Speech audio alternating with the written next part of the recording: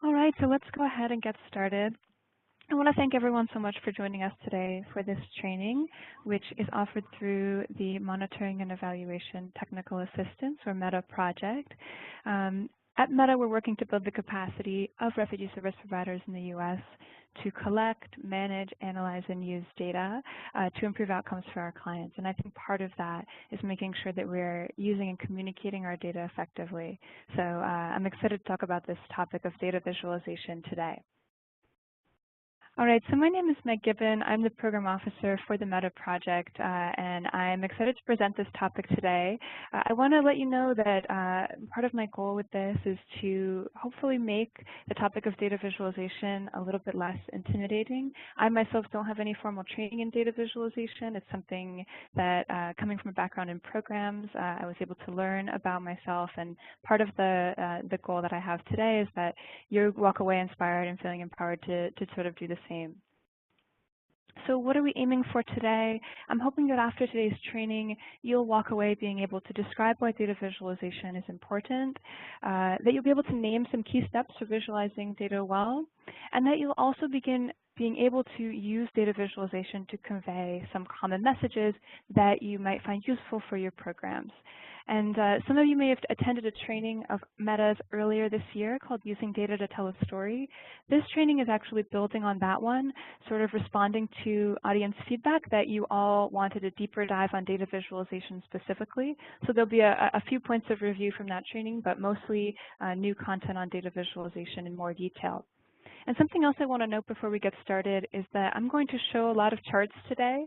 After this webinar, everyone who registered will receive an email with an Excel file that contains almost all the charts I'm going to show. And so you can really explore that file to see in detail how they are built. My general approach today is not going to be to demonstrate the steps in Excel. I know that can be hard to follow in a webinar format, but everyone will receive the step-by-step information in that file that you can then explore, modify, and play with on your own. And that'll go up on our website too if you missed that over email. Again, nothing you're going to see today was created in any special data visualization software, just Microsoft Excel, and I don't even have the latest version, so all pretty typical software that I think most of us have access to. So I'd like to kick it off with a poll. I'm going to quickly open this up.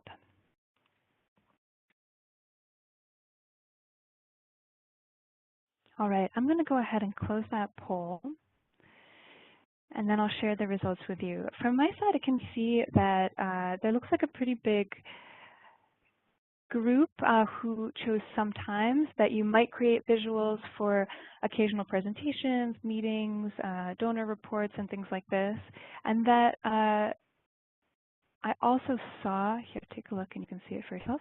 I also saw that some people selected always, you're frequently doing this, you are using a dashboard or something similar, and then some others selected rarely, that you only do this during semi-annual donor reports, which or something similar, which I think is pretty common too. So a bit of a range on the call, but not many people doing this, all the time.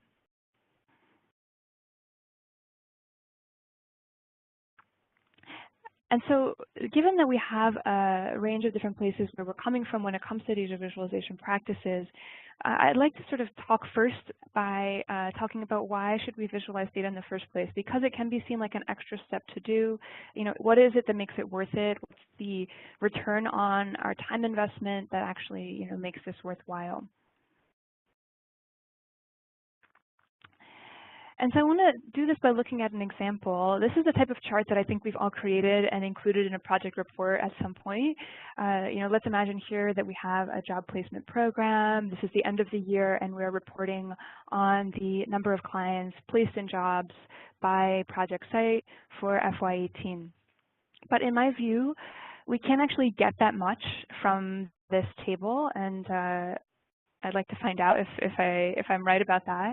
I'm hoping you can type in the chat now. Can you tell me which of these sites has exceeded its year-end target by the largest amount? So which of these sites is really doing the best? They've placed far more people in jobs than they actually projected. If you'd like, you can send the message to the host or to all participants, either way. Let me get the calculator. Yeah, exactly. Greenville, Springfield. This is all fictional, by the way. Great. Yeah, getting a few answers here. Middletown, right?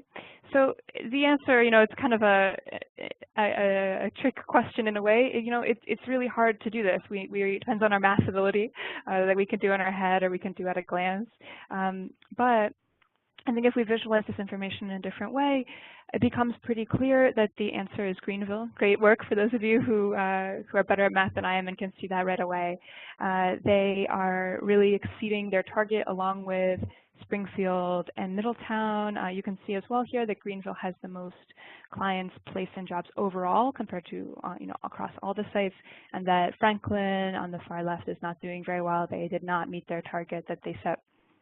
And so it's definitely true that there are ways to improve the table that I showed earlier. We could add a column that clearly totals the quarters, and then another column that has the deviation between the year-end target and the year-end actual. Now we're making our table even bigger at that point.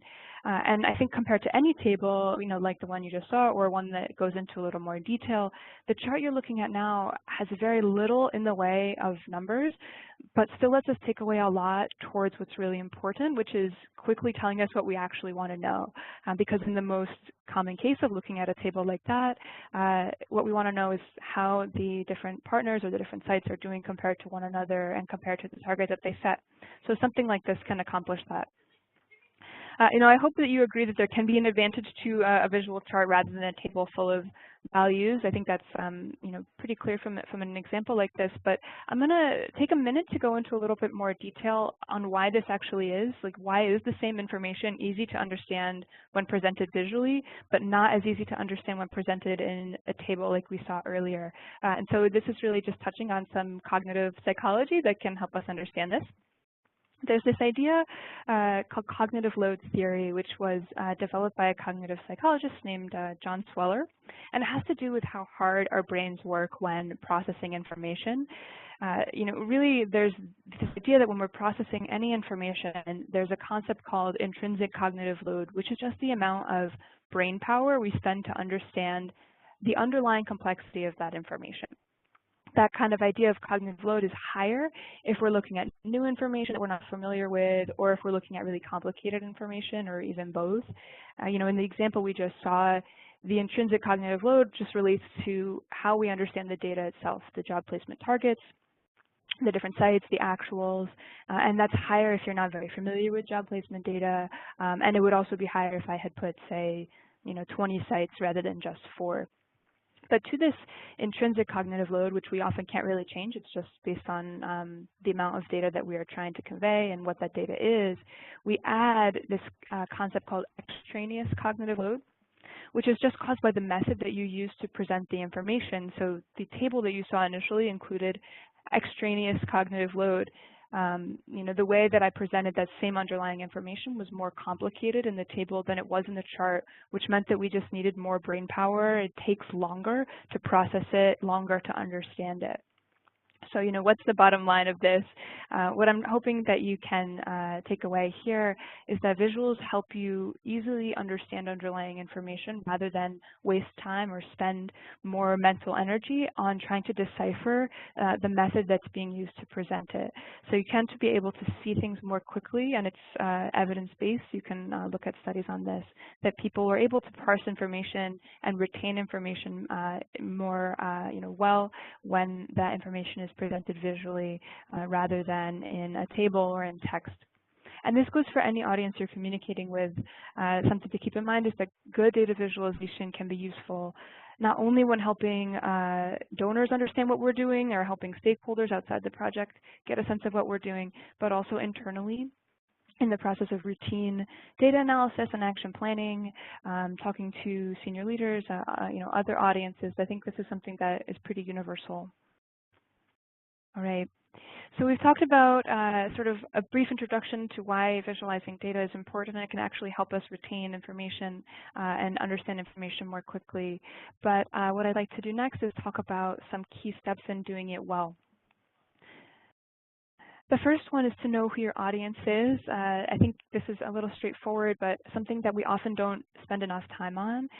So thinking through who the audience is, what they need to know, and why you're showing them this information. And so again, it could be internal or external. It could be the media. It could be employers or business people in your community. Really, once you decide on this audience, and if there's more than one, you may have more than one, it's a question of asking yourself, what do they need to know? And tailoring your visualization to that audience and making sure that you are you're letting this selection of who you're talking to guide every decision you make about how to present the information. We'll see a couple examples of this later. Part of it is recognizing the importance of context. So your data is going to be only one part of what your audience is hearing when they see some information. They're coming to that visualization or that report or that presentation that you're giving, already having received all kinds of factors that might influence the way they interpret the message. So that might be their personal experience, other priorities, other data that they've received, right? They may have seen something that contradicts what you're saying or that can be interpreted differently. And that really influences the communication process and can prevent effective communication if it's not considered. So part of this question of knowing your audience is thinking about where are they coming from, what's the context that surrounds it, rather than sort of assuming that your data is being presented in a vacuum. So then you can go ahead and let this guide the data that you decide to present in the first place, the way that you present it, the actual language that you use in the text of the title and the labels. A big piece is only including information that your audience actually cares about. If it's your program team, you might want to visualize every single target versus actual because you want to really deliver on all of those. But if it's your board of directors, what information do they actually need to make key decisions? They probably don't need to see everything. For those of you on the call who might be more statistically minded, this goes for including things like standard deviation or p-value.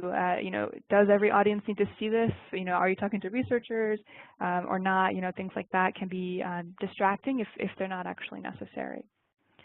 And then using accessible language and considering what words are going to resonate. There's kind of point on language here. In some cases, avoiding terms like clients or beneficiaries, especially a lot of immigration statuses that people may not be familiar with. Those type of information can be alienating if we're not already aware of what those words mean. And so, more general information, more general language can sometimes be better if we're talking to a public audience. And the reverse is true as well. If you are talking to your program team about T visas and you want to write that in there because they are going to understand that and that's going to resonate with them, that's important to include. So a brief run through of knowing your audience here and thinking through who your audience is going to relate to the data that you're showing to them. A second thing I want to mention is don't hide your point. I think this goes against some of the things that I learned, when I was in school about, making sure that your graph is neutral and that the title is, very there's no interpretation or persuasion introduced in the title. Really, most graphs that we're trying to include, or ideally all graphs that we're trying to include in our communications materials, whether it's a report or a presentation or something else, should have a point, and it should be a pretty clear point that is telling your audience to either think something or do something, and that you're really trying to convey a clear message. We should not hide that message when it's obvious, because then people will understand it more clearly if we don't. So you can go ahead and lighten the cognitive load by making the point clear in the actual chart title. You can also use an action color to draw attention to the most important information that you're really trying to highlight. This all goes to doing the work for your audience to make the point that you want to get across not something they're trying to guess, and something that is really evident right away, so that they can then look at the data and understand how it supports that point. So to show an example, here's another pretty common chart that you may have seen, something along these lines. And I'm wondering if you can, again, type in the chat, what's the first conclusion that you draw from this? It's titled ESL Enrollments by Nation of Origin, FY16 to 18. What do you conclude from this chart?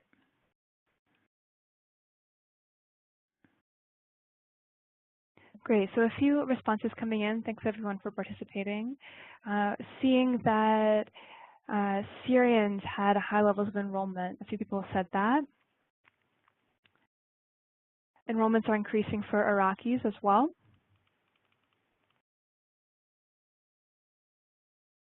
Point is unclear, and a few people mentioned not sure, takes too long to process this, right? Yeah, and that's sort of what I'm getting at here. I think there are, a lot of things this draft could be telling us. We're all going to draw different conclusions from it, but as the person who created this data visualization, I don't want this. In most cases, I probably have a point that I'm trying to convey here. So maybe that point is the one that a lot of people mentioned. In FY 16, 17, and 18, clients of Syrian origin were highly represented in our ESL program. I'm using this sort of action color here. You're focusing on Syrian clients. You're not looking as much as at the other data, but it's there for you as context for you to help interpret the point that I'm making. Another point that you could look at, and this is adding a bit of interpretation too. Following increased outreach to the Iraqi community, ESL enrollments among this group tripled from FY 16 to FY 17. Really just communicating a different message. I saw another point in the chat, enrollments are decreasing for DRC. Yeah, I mean, that's another one as well, right? And not one that I called out here, but it really depends on the purpose of this information. I do want to note there are cases where you might not need or want to draw a specific conclusion from your data. Keeping the visual objective and letting the data speak for itself is great when you're just looking at your program dashboard. That if you're just looking at ESL enrollments for the whole year and your team is going to, interpret that and look at that over time, leaving it open to that interpretation and analysis can be really useful. But if you're actually using the data to communicate a message or tell a story, the chances are that you're not including a graph for the viewer to interpret as they will. Your goal should be that the audience is drawing some specific conclusion. Whatever your reason was for including that visualization in the first place is something that you should make it as easy for the audience to understand as you can. The last point I want to mention in this question here around key steps in visualizing data, well, and these are all, I hope, pretty simple points, I think, is to remove visual distraction. One way to do this is to minimize distraction in colors and make intentional color choices. Really bear in mind any associations and intuitive colors that people are going to think when they see your graph. I have seen graphs where green means bad and red means good. It makes it very confusing to understand what the author is trying to get across. Gender is another really common example. Using pink and blue is something you can avoid to avoid perpetuating gender stereotypes. I really recommend that you use colors that either follow your brand. I have kind of the meta brand colors here as an example, or that have some type of meaning themselves. So if you are visualizing temperature, to name some example, you could use red and blue on a scale or something like that. But really, a lot of the time, it's really just a question of removing the default Excel formatting because that's not doing anything for you. Just making sure this is intentional and not distracting. And another thing that's important to keep in mind here is not to change the color choices graph to graph. So if you're using one color to mean employed and another color to mean unemployed in a certain chart, and then next page of your report you're showing more data on those same employed and unemployed clients, just keep those same colors that you used previously. Something else I've seen too is if those become flip-flopped, it's actually really easy to completely misinterpret what the graph is trying to say, even if the legend is there or the data is labeled, just because your audience processed that once already, and the brain is sort of doing a shortcut that we already saw this color and we're now associating it with what we learned that it means. So keep those consistent. Something else to remove is unnecessary formatting. I think Excel introduces a lot of this. Tick marks and axes, grid lines, anything 3D, all of this is just visual noise that distracts from what you're trying to say. Keep it simple is, I think, the real bottom line. And another way to do this is to combine the text label with the data and avoid using legends wherever you can. The default in Excel tends to be to put a legend on your graph, on your chart. It's useful in some cases, but a lot of the time you can avoid it and label the actual data points, label the graph directly so that your viewer doesn't have to look at the data, then look at the legend and understand what it means. So let's look at an example of this. So here's kind of a chart that is using the same principles that I was just talking about, the idea of having a clear title. I hope that I know my audience here. I'm sort of using language that suggests you're refugee service providers and that you're familiar with this type of information. But I have not removed any of the visual distraction that you get from Excel. So this is sort of just how it spits it out. And I think there's a lot of distracting things here that can be removed. You know, the standard colors and fonts are not really doing anything for us. The axis, the grid lines, we have a legend here going on. These are sort of competing against what we're trying to convey. And then we can also introduce a number of different things, like our own branding. We can put markers on these lines and then label them so that we're labeling the data with text so that we can see what the numbers were year to year. And we can also label the lines as well. So let's look at that. All we're doing in this example is, again, removing some of the grid lines, using some colors to really pull out the information and using that action color like I mentioned, and graying out the sort of background or secondary information so it's not as visually obvious. Some people would go actually even further than I did here. Because I've labeled each of the points in the line, you don't even need an axis, a y-axis going up on the left. You know, you don't need grid lines at all. I tend to sort of include a few. I like to keep them super minimal because I think it tends to ground the chart and you're able to see sort of the full range that we're looking at, but that's sort of a personal preference. One more point here, and this is where we'll spend most of the time today after this, is to make sure you choose the right chart. It's really common, I think, to not be sure exactly which chart to choose in different cases, and we'll definitely look at a lot of examples of this. Some of the most common reasons you might be conveying a certain message are that you want to convey how something changed over time, that you are interested in conveying a part of a whole, or that you're interested in comparing one thing to another. And so these are the examples that I'll focus on today. And there are, of course, other things that you might want to use data visualization to convey. But I think, honestly, across these, you do cover most of what's included in a typical program report, for example. So to start with an example, this is based off of something real that I saw in a presentation. I'm hoping that, again, in the chat you can type out here based on sort of some of the principles that you just learned, and keeping in mind the big clue that this is the section on choosing the right chart type. What's one thing that you would change on this chart? There are definitely a lot, so we'd love to hear one thing or two things you think you might change to improve this visual. Okay, great. Seeing some examples come through. Too many numbers, unnecessary formatting, accentuate key issues, separate the two data points to two different charts, way too much data to figure out. Yeah, the duplicate axes, the secondary axis. I think that's the biggest culprit. So this is a chart that's really trying to say too much at one time. You know, it's a pretty extreme example. It has two axes. One has the number of clients that's going, it's on the far left, going from 0 to 250. You have one for average wage going from 0 to $14. And really including a secondary axis like this is almost never a good idea. It can become impossible to tell what this graph is trying to say. And the key piece as well is that the chart type here is not appropriate. A line graph is really ideal for showing change over time, and putting something like this in a line graph is implying that there's some movement left to right, because all of the line graphs that we've all seen in our life are showing left to right movement, or most of them anyway. And so now we're sort of trying to understand what the relationship is between these four sites that's changing over time when there is no time on this. So a few things to change that I would suggest doing would be to make a clearer title, like was mentioned in the chat, that the data is fighting the chart type chosen, like I was just saying, and that this legend is hard to process. To combine the text labels with the data will make our life a lot easier. Here's a revision. Whoever mentioned making 2 charts, that's my immediate suggestion here. I did put them side by side. You know, typically you want to put graphs side by side when they have the same scale. For me, you know, because we're talking about dollars and number of clients, I don't mind them being side by side. You could also stack them.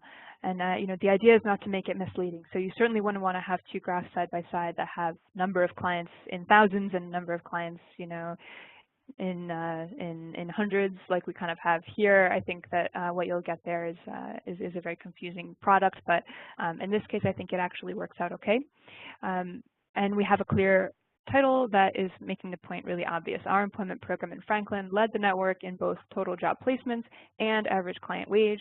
You have everything is labeled, so you have one axis with the different sites, then all data labels on the bars in this horizontal bar chart to sort of specify what we're referring to here. And this, again, you know, what we're doing is something that is very simple. All of the graphs that I've been showing so far, and we'll dive into this a lot more next, are just very basic graphs, nothing too fancy. And I think part of the key piece sometimes is thinking about whether we're trying to convey too much, and rather than go for something that's more complicated, which can often both be harder to create and not be as effective, you know, in what way can we make this a simpler process by just breaking something into more than one point and more than one graph to tell that point. So we've talked about a few data visualization steps in this part of the presentation. I can recommend a resource for those of you who are really interested in digging more into detail on effective data visualization and different principles to keep in mind. Stephanie Evergreen and Ann K. Emery are 2 data visualization experts, and they have a great data visualization checklist that you can find on stephanieevergreen.com, or you can just Google this. And I think this is a really useful tool for digging in detail into some of the points that I've mentioned so far. On the question of choosing the right chart type, this is what we'll spend the rest of the time on today, but because I know this can be a common stumbling block, if you would like to really dig into all the different chart types that you might be interested in learning more about, there are endless resources online on choosing between them, but one that I happen to like is the Financial Times Visual Vocabulary resource, which is just a screen grab on here. It really lays out, you can see going along the top here, if you're looking at ranking, if you're looking at change over time, if you're looking at part to whole, which are the options that are available to you. And some of these are going to be beyond the scope of what a normal Excel program can create, but it gives you some sense of the different things that you may see. And the easiest way to find this online is just to search FT Visual Vocabulary.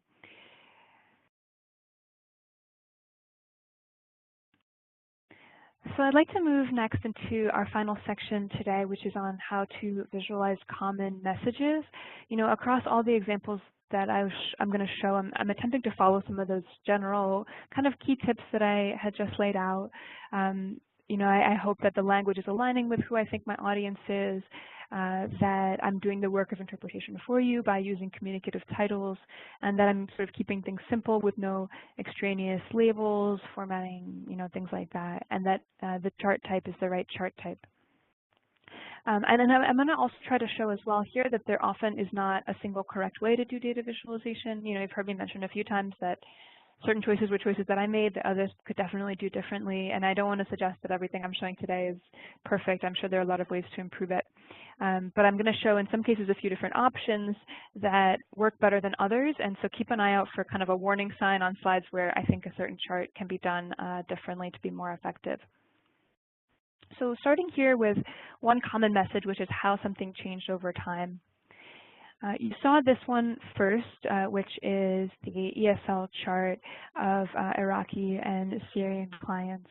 And one thing to kind of keep in mind here, a basic point but worth mentioning, is that you're going to want your months, your years, your days, whatever your time frame is, to be progressing along the bottom x-axis so that the graph can be read easily left to right, you know, assuming that the readers are English speakers or speakers of another language that reads left to right. And then your y-axis is going to be, you know, your variables here for what you're measuring, whether it's, in this case, enrollment of clients, number of, you know, hours spent in the case management program, you know, or whatever the case is.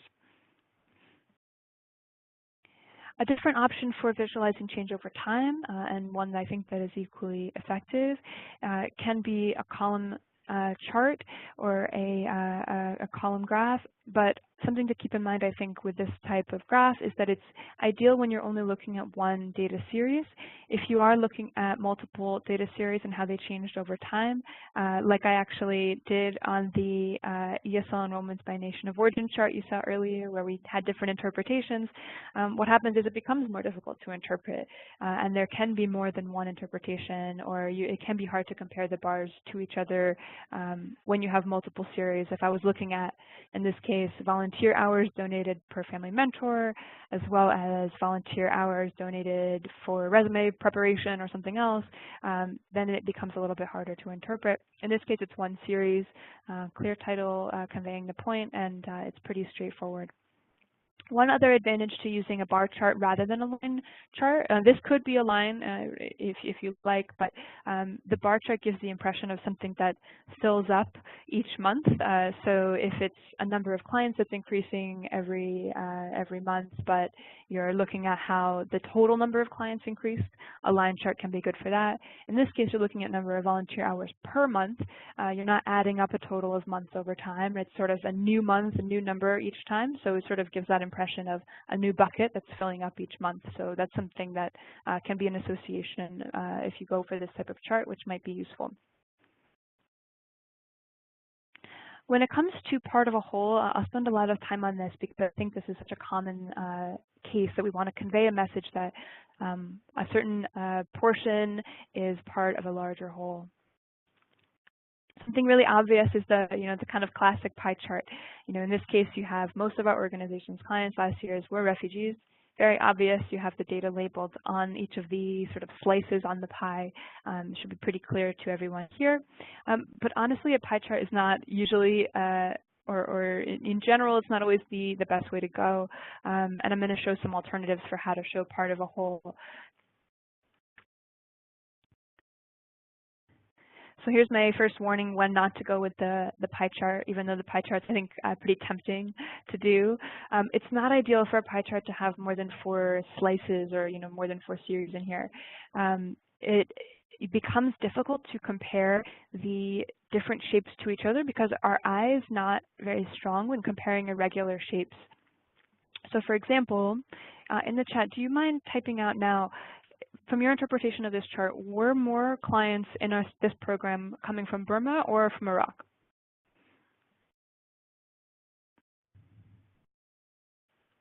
So most saying Burma, some Iraq, some did not choose, hard to say. Are they the same? Right, exactly. This can be alleviated if we do label the different, the total number of Burmese clients in the chart, total number of Iraqi clients. But it becomes distracting when you have a lot of information in the chart, a lot of numbers that you may not need. One alternative is to just do a bar chart. In FY18 to date, majority of clients came from these 3 locations, and you can easily see which ones are more. Burma was more, Iraq was a little bit less. In this relationship, you sort of don't see the total number of clients as easily. There are other ways to show the total number, if you want to go with the pie chart for that, sort of representing how all these come together into one whole. I think that's one trade-off with this. Another reason not to necessarily go with the pie chart is if you're tempted to put multiple pie charts side by side. This runs into the exact same problem, is that it becomes difficult to compare shapes to one another. So if the differences between the 2 charts are pretty stark, then it can work. If it was 50% on one and 90% on the other, something like that, it can be more obvious. But otherwise, it can be difficult to look at the 2 charts and sort of understand the relationships between them, especially if you go for many slices of your pie, so to speak. One way to revise this is to go with a 100% stacked bar chart. It's basically a stacked bar chart, same way you do a stacked column chart, just tipped on the side, and it has a 100% cap on it, so it's basically working with the percentages of each series here, full-time, part-time, and none for no employment. And what's interesting about this chart is that you can compare the values to each other that are aligned. So it's really easy to see that more male clients were employed full-time than were female clients, because those blue bars are aligned, and you can kind of see that really immediately. It's also easy to see on the far right that more female clients had no employment than did male clients, and so because those darker gray bars are aligned on the far right, that comes across pretty quickly. With the part-time bars in the middle, those are not aligned with each other either on either side, so it's a trade-off here that you can't look at the part-time numbers stacked against each other and sort of immediately pick it up. You sort of, in that case, probably were forced to compare the size of the shapes or look at the data label 16 versus 19% to sort of understand the way those two relate. So some trade-offs here. Another point related to a part of a whole that is okay to do, there's nothing really wrong with this, but it may not be ideal to use a pie chart when you really want to highlight just one number. So in this case, what you're looking at is a pie chart that says the majority of our clients obtain employment within the first 6 months of arrival. A lot of the time with a chart like this, you're comparing two values, 84 and 16%, but really I want you all to really take away one value, which is the percentage of clients who are employed. Often we are actually not hoping that you take away the percentage of clients who are not employed in a case like this, right? So one option is just to make sure you do take that away, make it really obvious by going with a big number on your chart or on your one page or your report, whatever the case is. If you kind of have a big rock star number that you want everyone to take away, just make sure they actually do take it away by making that number impossible to avoid visually. The audience can easily infer that 16% of clients were not employed if that's something that they choose to reflect on. It may not be necessary information for them to see in the visual. This can also help break up a one-pager or a presentation report, something like that, that is trying to communicate a lot of information. So if you have a ton of visuals going on, giving your reader a bit of a break by just putting text, really clear, obvious text is an option too. Okay. So thinking through, we talked a bit about how to show change over time, how to show how a part relates to a whole. Another really common message that you may want to convey is comparing one thing to another or comparing A to B. I have a few examples here. You have a really standard bar chart and column chart. It looks like my label is not displaying well on the bar chart for interpretation and translation, but either way, you're able to see that ASL was a higher number, interpretation and translation was lower. One kind of red flag, something to avoid here, it is not necessarily recommended to use a column chart if many labels are needed, because it just becomes hard to read. ESL is a short sort of word, a short phrase, so you can cap the top of the column with a label that says ESL pretty easily. If we're looking at a lot of services, which often can have longer names, or looking at other factors that are going to be long in terms of text, it doesn't become as clear to the viewer. And you might be tempted then to go ahead and label the x-axis with these categories of the services received, putting them along the bottom. But this would probably be even harder to read, especially if we resort to rotating the text, on a diagonal, which is something you can definitely avoid doing. Doesn't usually help unless it absolutely can't be avoided. I think there's a pretty easy solution, which is to go for the bar chart. I really tend to do bar charts most often, I think, out of any type of chart. They're so easy to understand and work really well for horizontal text. So they fit nicely in a report or something that you're reading. Then the viewer continues on to read the chart working left to right. And so in this case, the word interpretation / translation fits nicely in the bar, and you don't have to worry that they will not be sure what that's referring to. You've heard me mention a few times that things might be confusing, things might be unclear. I think in general, the person you're looking to convey the message to is likely to understand what you're trying to say, but they just may need to spend more time doing it. And so if our interest is really in getting that message across quickly, getting it across clearly, reducing the potential for confusion or misinterpretation as much as possible, that's why these little sort of suggestions here are a good option to think through, even if they will be able to understand the type of chart that I saw before that sort of had unclear labeling on the columns. You know, they can understand it more quickly when they look at it this way. So you may as well do the favor of doing this, especially because it definitely doesn't take any more time to put a graph together this way than another way. What you see here, and I'm happy to share this all out via the Excel file, you'll see it a little bit better, is a common case for comparing A to B for any program, which is comparing progress against a target. So you saw one example of this earlier. There was the stacked column chart in the very beginning against the targets. Here is a bar chart where you have the association sort of like a thermometer of the actual that you're doing filling up the target, which is more of a box. And this is really just formatting in Excel. It's basically a blue outline with a transparent fill and then a gray bar filling up the chart here. And it gives the impression that the viewer is able to sort of digest that this is what we're doing against the target.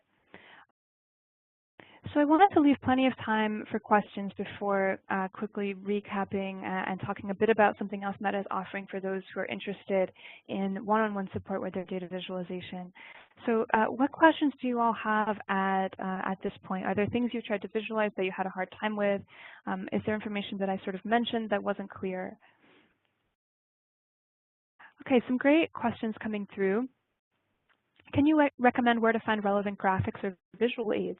That's a great point, and something that I didn't mention yet, which was, especially in a case like where you saw that big number around the employment data, it can be really helpful to add an icon, especially if you keep a really simple color profile throughout and it aligns with your brand.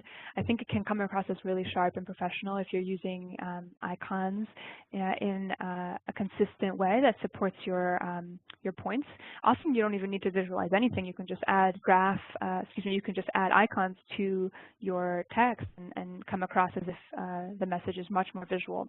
One place I like to go to find icons that are attribution free and free to use is a website called iconmonster.com. I know a lot of people are familiar with Noun Project, but that's usually got paid plans. I'm typing this one into the chat as well. It's Icon Monster, but no E in the word monster. In terms of free and open source photos, if you'd like to use any of photos when you're putting together a report, another great way to convey information visually, although it gets outside the context of data visualization a little bit, is a site called pexels.com, so I'll put a link to that too. No endorsement officially of any of these resources, but just some things I've found useful because I always look for images that are no attribution required, because otherwise you want to make sure you credit the relevant author. So looking through the questions here, a few questions on the details of how to, remove axes, change labels in these charts. What I will do now, and the reason that I didn't go into detail on this is because I wanted to really focus on best practices rather than risk losing everyone's attention in a kind of lengthy screen share in Excel. What I will do now is share a link to the actual Excel file. So anyone who's interested in exploring these, and again, like I mentioned earlier, it's going to come over email, can then go ahead and open it up and play around and sort of see. I added step-by-step information on creating each of the graphs that you saw, as well as a few general tips on formatting and things like that. So I'm going to drop this into the chat as well for anyone to take a look at now while I continue answering other questions.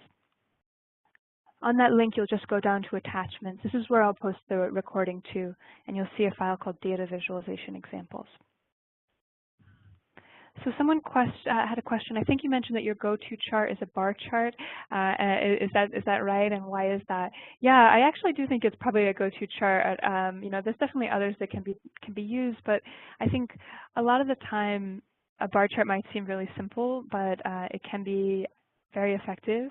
It's not I think being simple or being basic is never an issue. It's probably a strength. And so when you're looking at a pretty basic topic, like, you know, I think something that I probably visualize the most often is target versus actual. So for Meta, our targets relate to training numbers and you know, resources developed and things like that.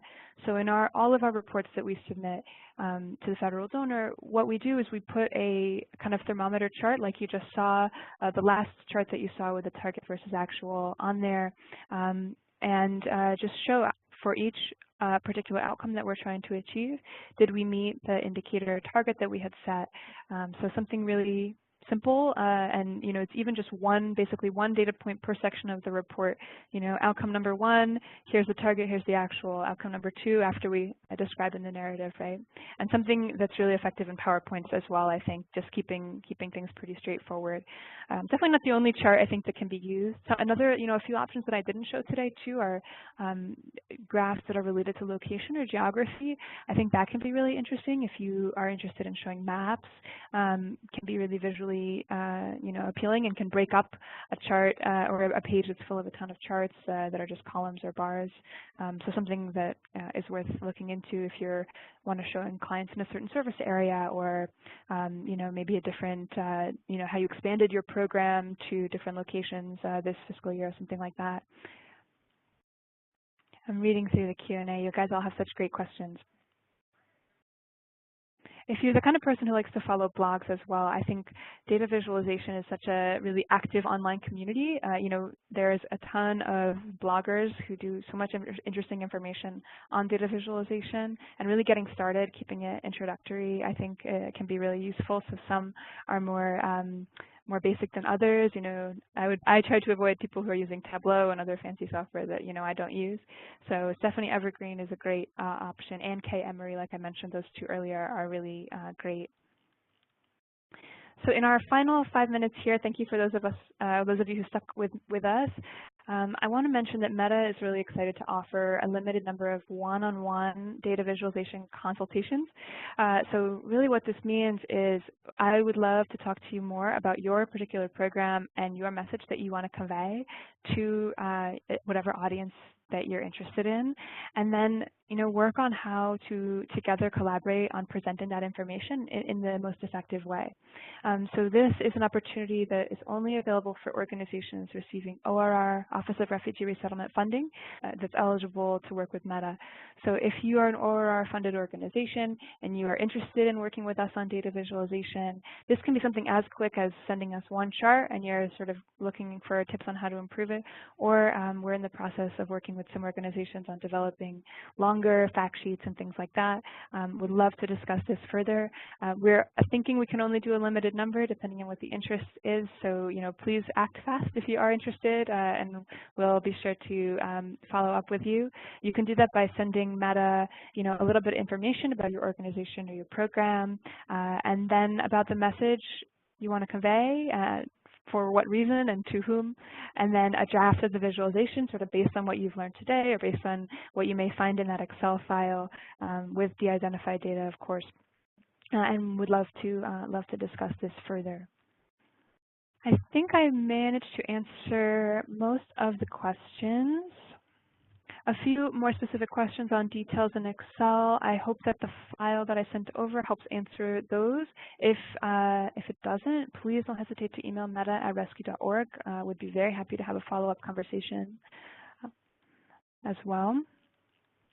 And I'll let you know, too, that when you close this webinar, you should be brought to a feedback survey. It would be so helpful if you're able to fill that out. Let us know where we can improve, what was useful to you, and what other topics that you would like to hear about in the future. So that's a quick survey. Would love your feedback on that. And look out for the recording of this webinar. If you have colleagues who are interested in checking it out who may have missed it, that will come up probably in the next day or so on our website. All right. I think with that, I'll go ahead and close the webinar unless there are any other further questions. I'll stick around in case any more come through. But thank you so much, everyone, for joining us today. I hope you found this useful, and I hope it gets you thinking about how you can use data to convey messages for your programs in a way that is most useful to you. All right. Well, thank you again, everybody, and enjoy the rest of your day.